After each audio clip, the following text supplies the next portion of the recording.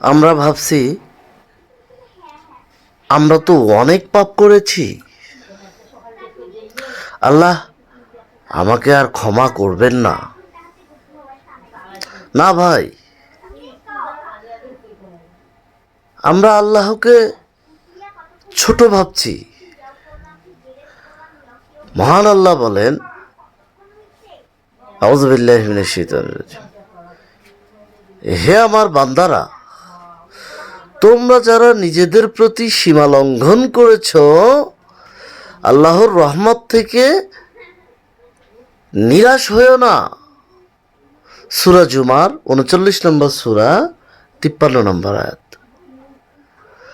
তাই আমরা যত পাপ করি না কেন, যদি তাওবা করি, আল্লাহ তাআলা ক্ষমা করবেন, কারণ তিনি গফফার, বারবার ক্ষমাকারী। তাই এখনই ফিরে আসি আমরা,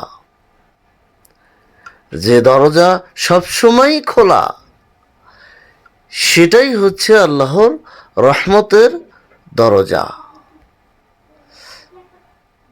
আসলে আমরা যতটা হারিয়েছি এটা ভাববো, আল্লাহর কাছে ততটাই কাছে আছি আমরা।